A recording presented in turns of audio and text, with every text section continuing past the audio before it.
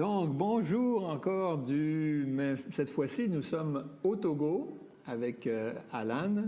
Et en ce moment, j'ai Richard qui est près de moi. Nous sommes dans un endroit où nous habitons au Togo. Vous entendrez peut-être des petits oiseaux à l'extérieur et des différents sons, mais c'est parce que nous sommes à l'extérieur directement avec les gens du Togo. Merci à tout le monde d'être là. On veut présenter le ministère, présenter qu'est-ce qu'on fait. Bonjour Richard. Bonjour Serge. Content de t'avoir, finalement d'être avec toi. Oui, c'est un plaisir pour moi aussi. Donc, on en profite pour vous donner notre vision à Parole de vie francophonie. Comment on croit vraiment que le ministère devrait se développer. Premièrement, notre premier objectif est que Dieu soit glorifié à travers ce ministère-là. C'est la première chose. La façon dont on désire fonctionner, la façon dont Parole de vie fonctionne, c'est d'aider, être là pour aider l'Église locale dans son ministère auprès des jeunes.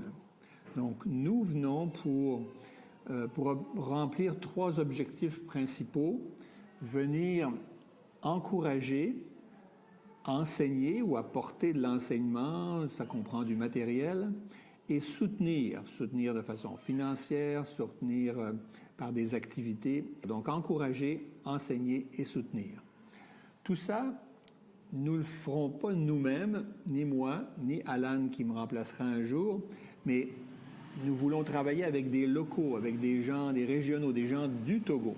Donc, Richard est là pour faire ce travail-là et nous sommes uniquement des aides pour que lui fasse bien le travail.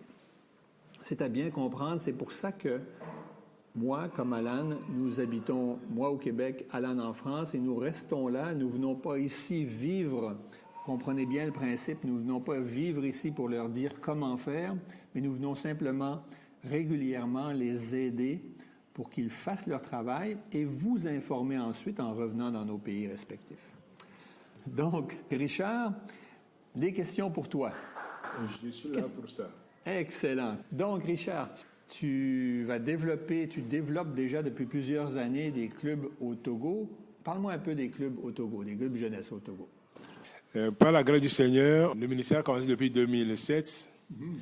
Et en 2011, j'ai été nommé comme associé pour aider. Et j'ai été vraiment encouragé à développer le ministère des clubs. Aujourd'hui, Dieu nous a fait la grâce d'avoir 47 clubs. 47 clubs. Et tout se déroule très bien dans les clubs. Et les pasteurs sont vraiment encouragés par le ministère de Parole de vie. Et il y a des églises même qui nous sollicitent. Donc, explique-moi, Richard, comment ça fonctionne pour débuter un club jeunesse, un groupe jeunesse?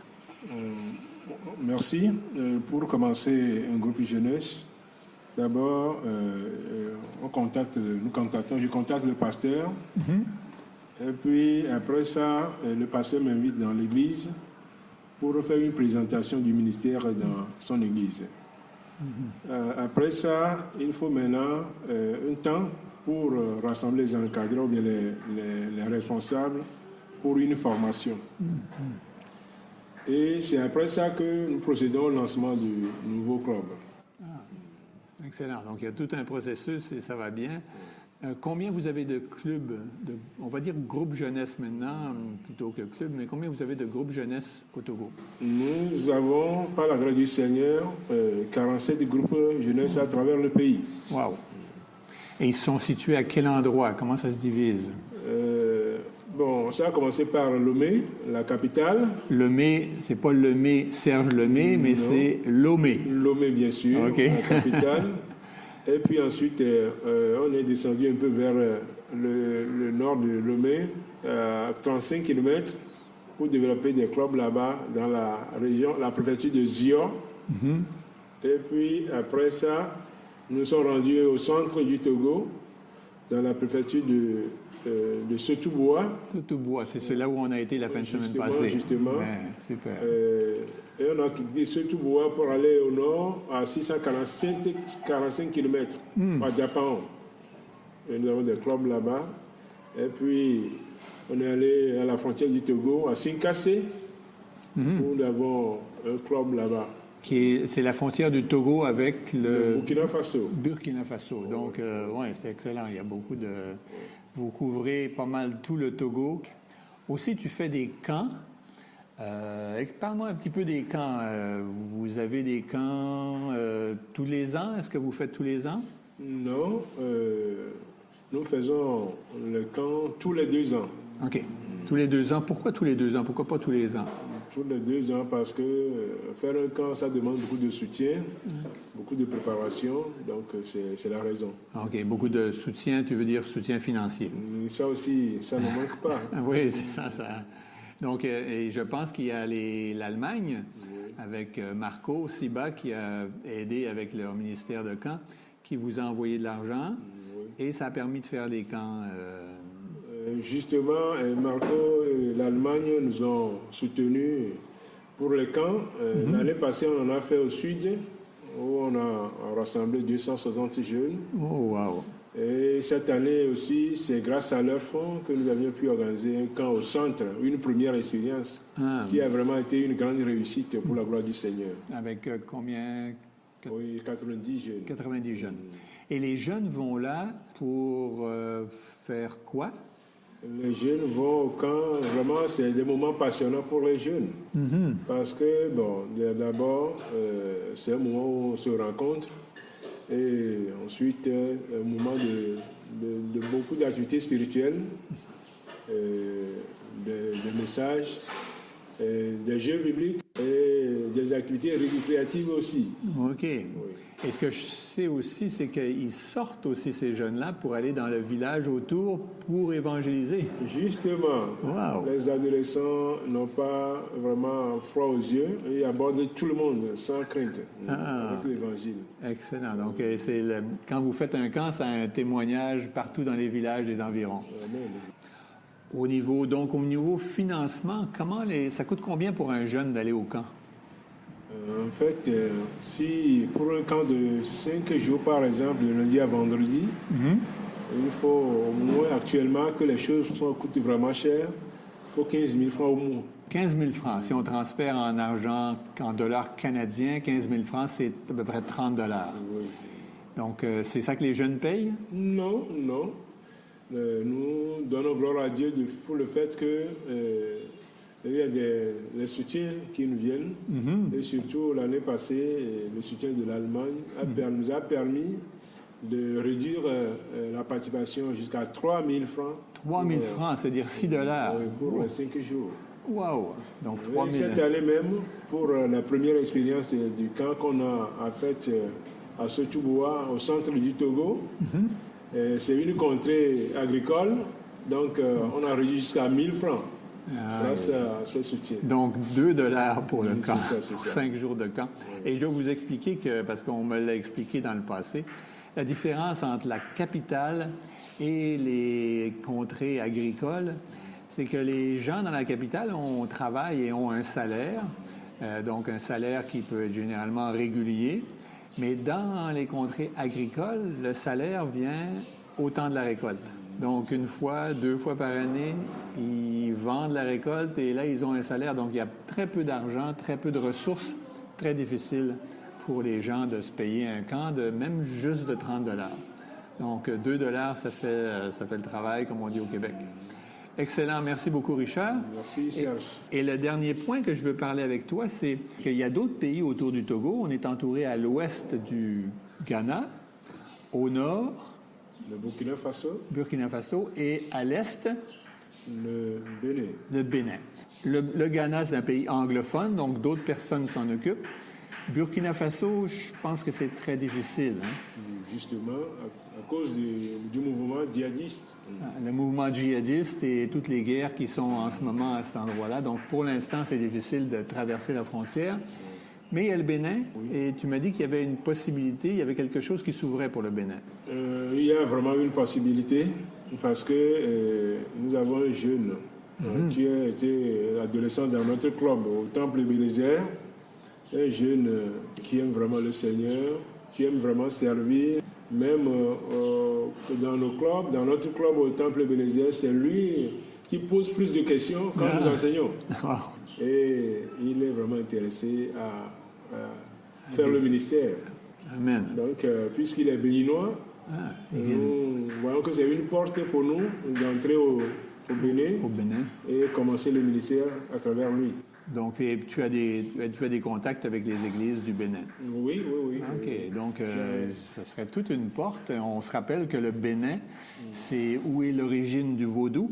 Justement. Donc, qui se répand un peu partout, mais c'est tout un travail à faire dans un autre contexte au Bénin. Chaque pays, je le rappelle, chaque pays a son contexte, sa culture est différent. Je te remercie énormément, Richard. C'est vraiment un plaisir pour moi. En passant, Richard, la personne qui va aller au Bénin, ce jeune qui est ici, son nom c'est? C'est Patrice. Patrice. Donc, ceux qui veulent prier pour le Bénin, prier pour Patrice, qu'il puisse continuer de développer pour pouvoir aller dans son pays. Exactement ça. Oui. Excellent. Merci beaucoup. Merci. Je dois rajouter que c'est vraiment intéressant que des jeunes qui partent du Togo, qui ont été enseignés au Togo, maintenant puissent se rendre au Bénin. Justement, c'est vraiment c'est quelque chose que nous avions apprécié. Et moi, c'est particulièrement intéressant pour moi parce que notre désir, c'est que un jour, les jeunes partent d'ici pour aller évangéliser et même être missionnaires dans d'autres pays, dont le Canada, les États-Unis, la France. Amen. Ça peut arriver. Oui. C'est une prophétie. Ça va s'accomplir. Je ne sais pas si c'est une prophétie, là, on n'ira pas jusque-là, mais j'espère que ça va s'accomplir. Et vous voyez, on est dans une autre période où, au lieu d'envoyer de ces pays-là des missionnaires en Afrique, c'est l'Afrique qui va envoyer des missionnaires dans nos pays pour annoncer l'Évangile. Pour la gloire de Dieu. Pour la gloire de Dieu. Ça, nous l'espérons vraiment. Merci. Bon, Richard va nous parler maintenant dans la langue Ewe, pour qu'on ait une idée quand on peut entendre la langue ici au Togo. Ndi nami, bimaho weto, le biofon, yonambe, Amuzu, Roueninu, Richard, Nyenye, coordinateur allo, Nyelekpo, parole de Bible doit dire le Togo.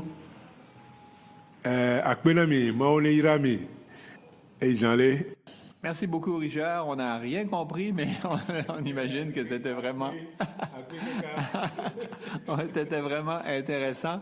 Et il a fini en disant « Akpe Kaka », qui veut dire « en éveil », qui veut dire « merci beaucoup ». Donc, Richard, on te lance la même chose, « Akpe Kaka ». Bonjour Gifty, comment ça va? Ça va bien. Ça va bien, ça va très bien. Gifty, c'est notre cuisinière, donc elle nous fait la nourriture. Et sans Gifty, on ne pourrait pas manger. Oui? Et Gifty, depuis quand on se connaît? Depuis 2008?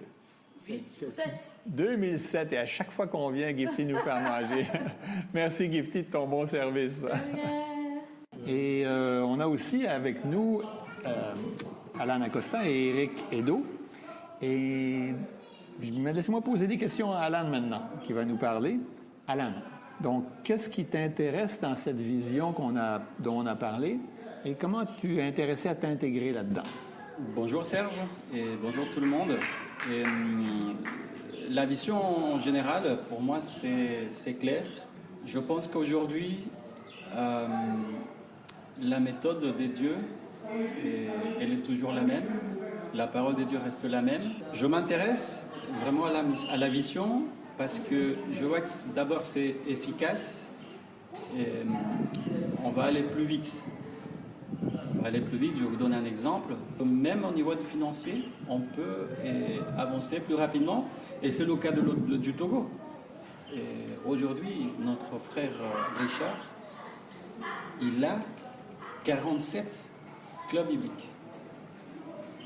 Donc, comment est-ce qu'il est arrivé à cela?